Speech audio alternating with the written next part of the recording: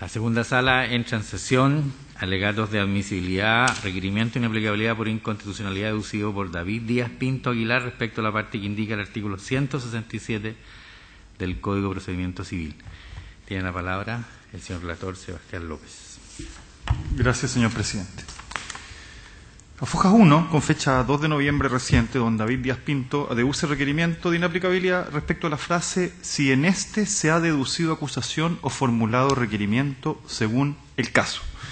Contenía en la parte final del inciso primero el artículo 167 del Código de Procedimiento Civil para que produzca efectos en la causa sobre alimentos, cuidado personal y relación directa y regular, caratulada Saror con Díaz Pinto, pendiente actualmente ante la Corte de Apelaciones de Valparaíso.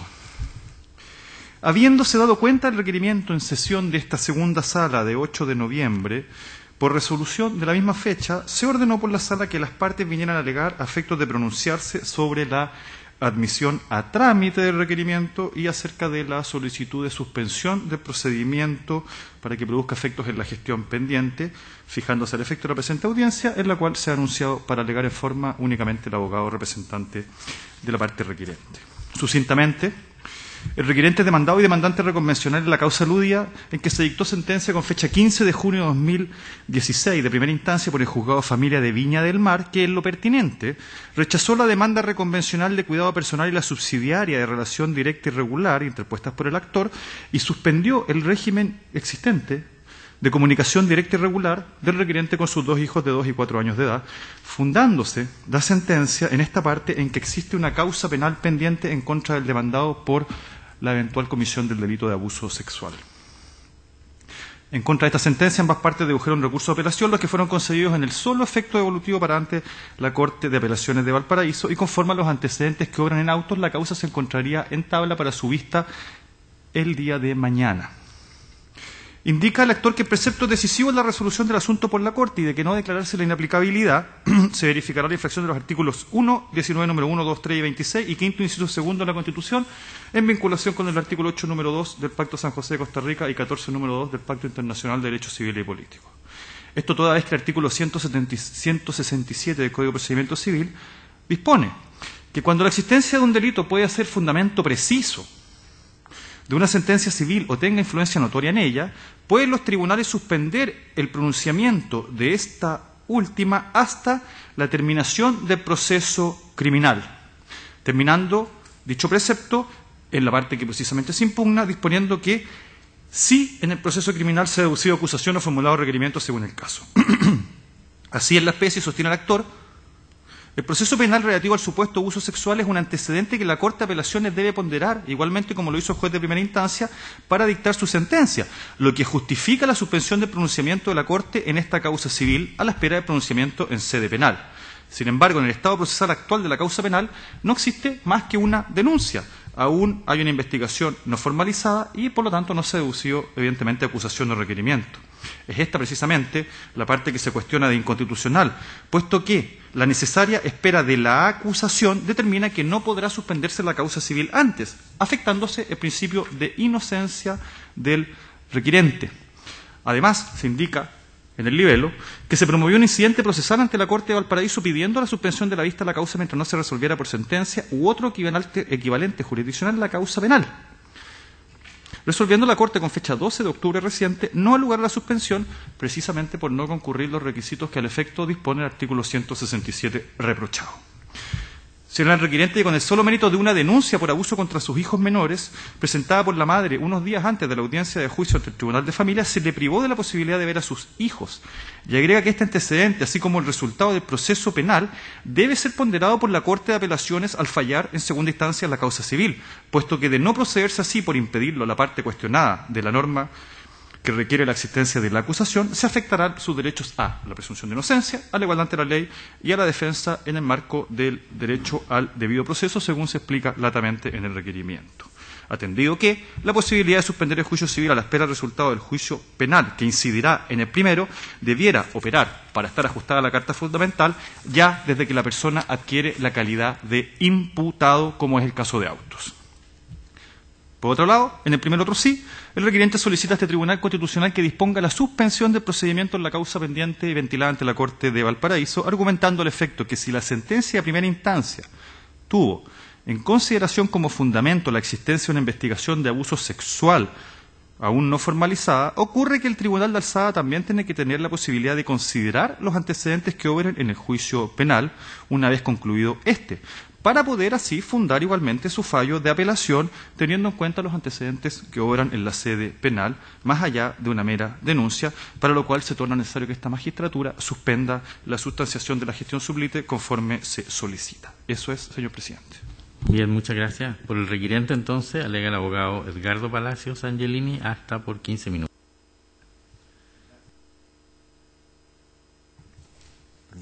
Gracias, señor presidente. Con la venia de su señoría excelentísima, alego en estos autos por don David Óscar Díaz Pinto Aguilar, solicitando el acogimiento a trámite del libelo de inaplicabilidad que aquí se ha deducido y, además, al mismo tiempo, que se disponga la urgente suspensión del procedimiento en que incide la gestión pendiente de que se trata.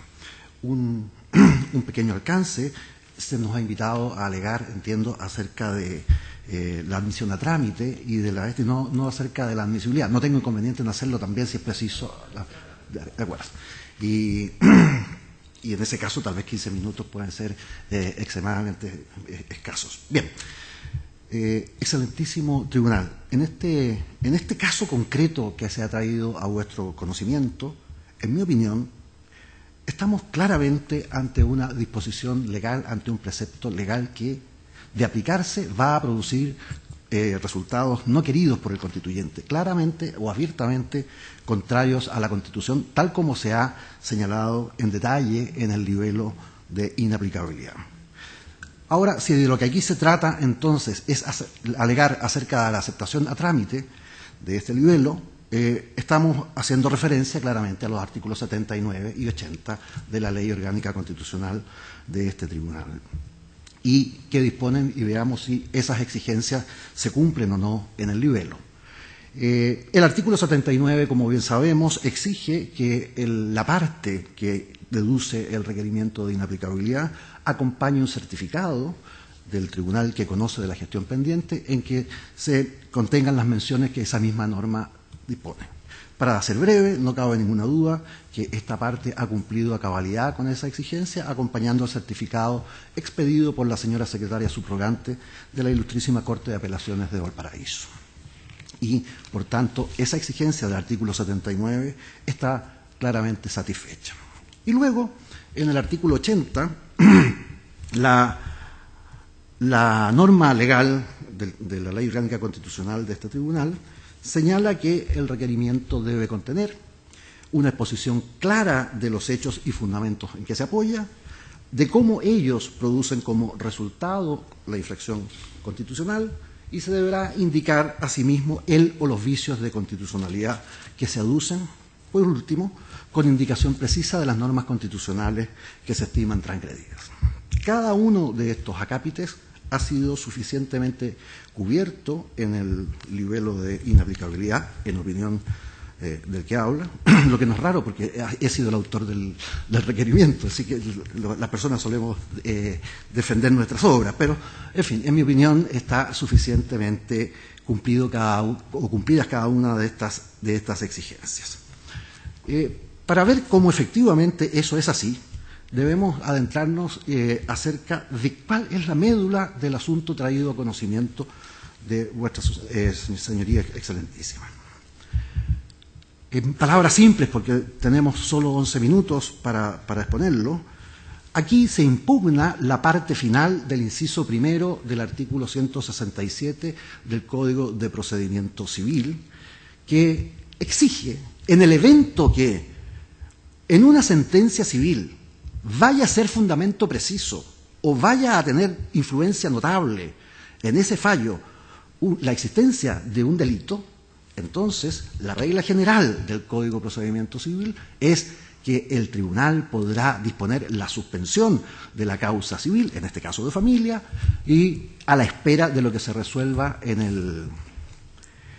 el juicio penal.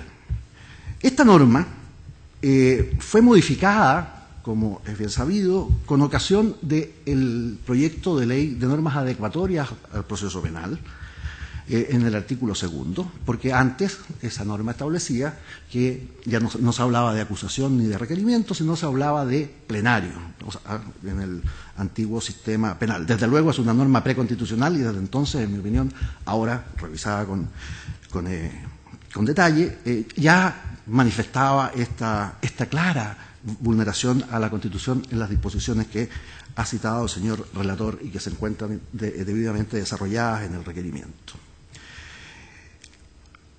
La ciencia del derecho procesal contiene una serie de principios y este artículo 167 en su encabezado expresa uno de ellos.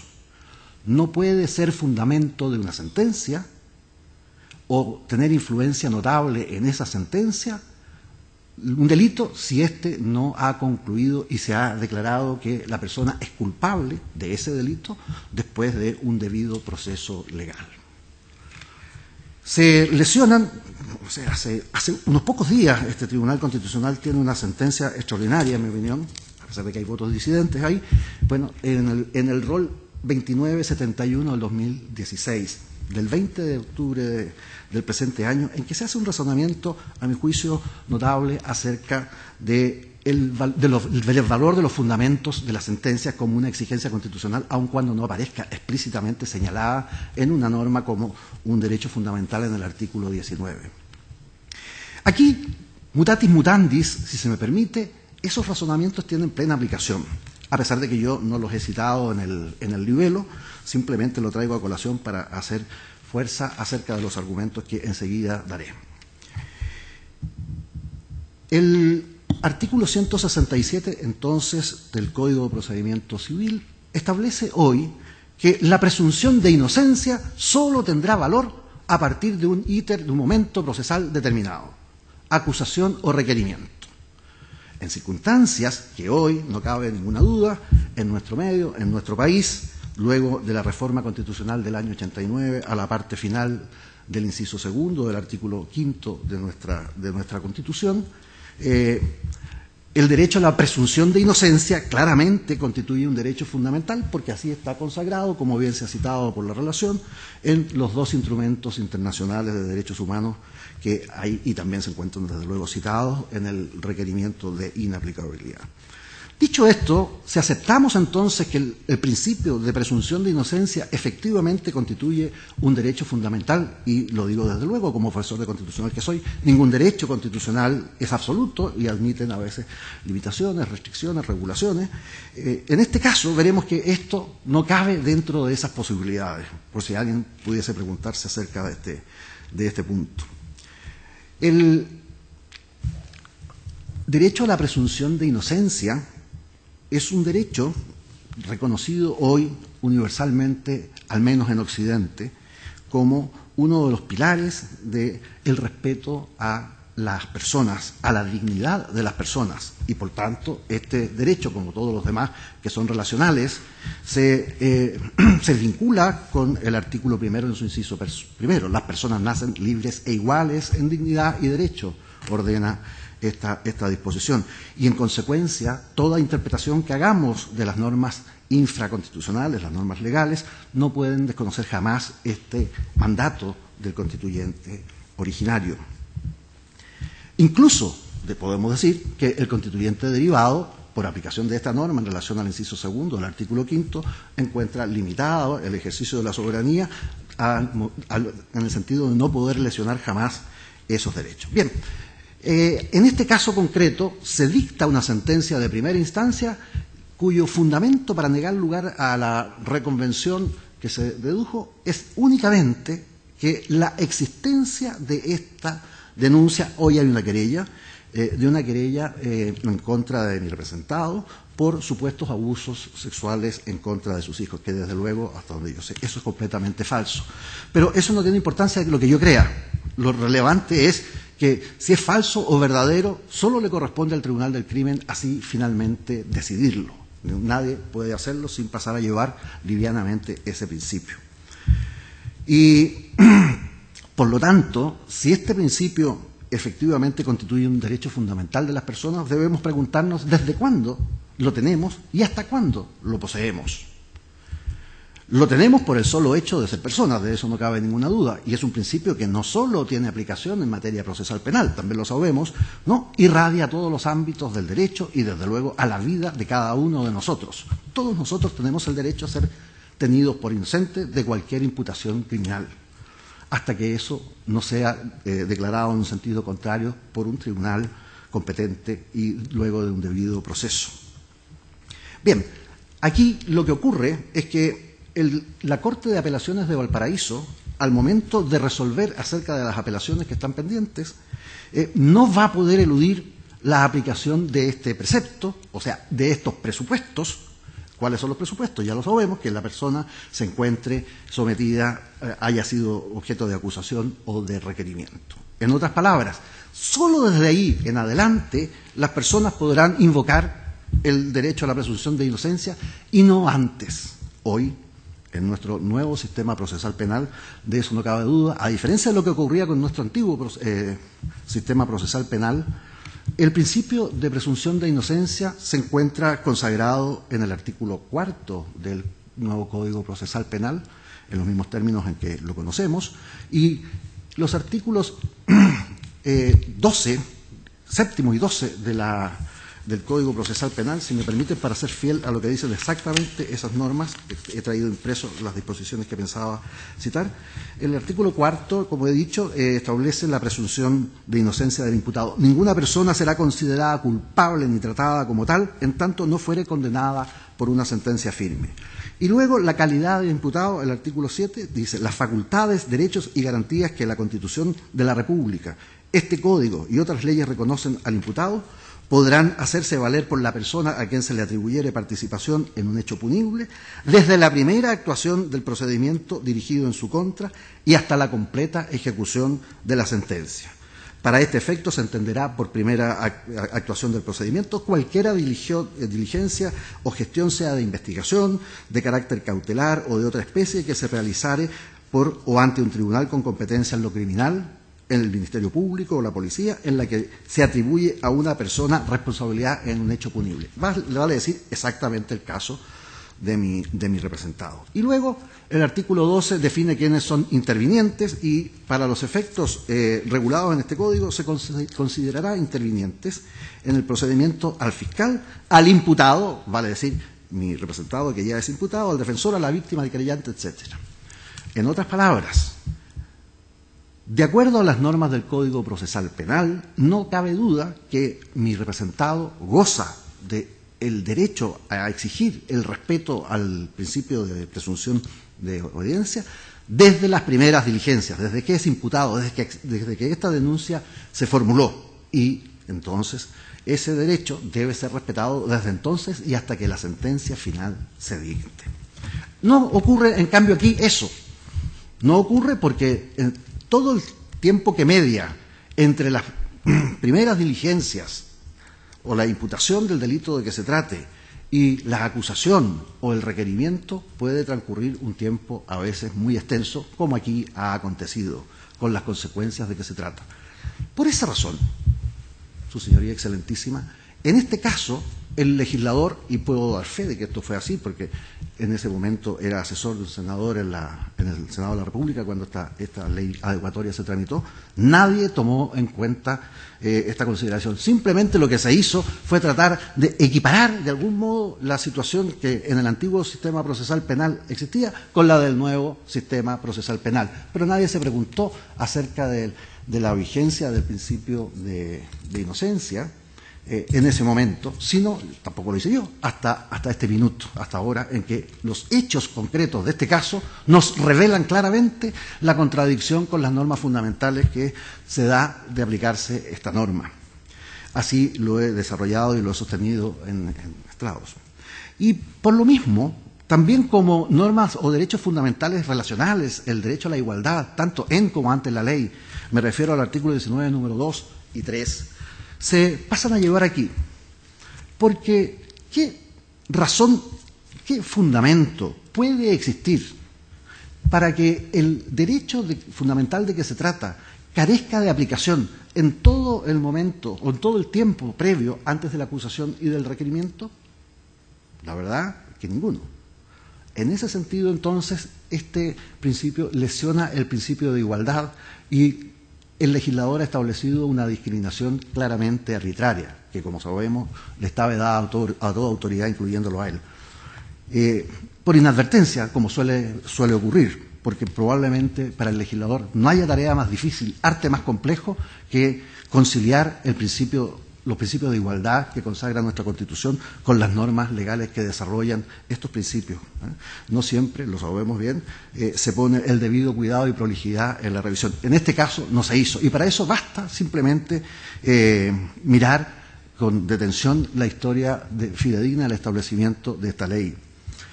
No hay ninguna mención a esto. Ninguna mención a este punto. Era tan extensa que, claro, nadie se detuvo a cuestionarse el problema que sí hoy se nos presenta. Le pido, presidente, si me da 3 minutos más, ¿es posible? Gracias, para terminar. Bien, siendo así entonces claramente se lesiona este derecho. Y de paso, por lo mismo, porque la aplicación de estos derechos fundamentales contenidos en estos tratados internacionales encuentra su fuente precisamente en el artículo 5º, inciso 2, norma cardinal de todos nuestros derechos, probablemente la más importante de todas las normas que nuestro derecho consagra, se pasa a llevar porque se irrespetan también allí esos derechos. El contenido esencial también pasa a ser llevado. ¿Por qué? Porque al imponerse estas condiciones, estas restricciones, de acuerdo al artículo 19, número 26, claramente el legislador ha exorbitado sus atribuciones pasando a llevar la Constitución. Y en ese sentido no cabe duda alguna, en mi concepto, mi modesto concepto, y lo digo en esta, y estoy convencido de lo que estoy hablando, aquí la transgresión es patente, es evidente. Y solo es posible, no existe ninguna otra posibilidad de que en este caso concreto y determinado, aun cuando esta norma alguien pudiese decir en abstracto, parece conforme a la Constitución, en este caso concreto es muy evidente que ella la contraría sin ninguna duda. Y por lo mismo, solo este excelentísimo Tribunal Constitucional puede poner remedio a ese punto. Y solo para referirme ahora a la necesidad de conceder la suspensión solicitada en forma urgente, resulta bastante obvio, bastante evidente, le pido excusa por haberme excedido en el tiempo, que de no concederse, entonces la vista de la causa mañana significará que se dicte prácticamente de inmediato, porque así ocurre en las Cortes tratándose de estas causas, el tribunal no pueda dejar en suspenso la sentencia en materia civil a la espera de lo que se resuelva en materia criminal, y entonces se habrá verificado claramente un conjunto de infracciones a la Carta Fundamental que solo este tribunal está llamado a resolver. He dicho, su señoría excelentísima, y pido finalmente que se acojan las dos solicitudes. Solo para ratificar lo que señaló el relator, ¿usted incidentó la suspensión? ¿O no? Sí, yo no soy el abogado de la causa en eso, pero lo que se hizo efectivamente fue pedir que se suspendiera la vista de la causa, no el procedimiento. De modo que la Corte de Apelaciones, entiendo por dónde va tal vez la pregunta, ¿se aplicó ya la norma? Y si se aplicó, entonces carece de sentido esto. No se ha aplicado para los fines de que se trata. En el recurso de apelación está planteado derechamente como una objeción de la sentencia que se apela la circunstancia de pasarse a llevar el principio de inocencia. Una cosa era la suspensión de la vista de la causa, porque los abogados entendían que este proceso criminal iba a concluir muy prontamente por una declaración de no perseverar de parte de la Fiscalía. Eso no ha ocurrido hasta esta mañana, que lo he consultado. Por lo tanto, aquí esta norma sí va a tener que aplicarse. El tribunal no puede dejar de pronunciarse acerca de este punto, porque forma parte de la apelación. Este fue un incidente solo para evitar la vista de la causa, pero no el procedimiento, que como todos sabemos son cosas bien distintas. De hecho, este tribunal podría incluso decretar la suspensión de tanto la causa en acuerdo, como lo ha hecho en algunas ocasiones. ¿Alguna pregunta, señor ministro? No, muy bien. Concluye entonces la vista de la causa. Agradezco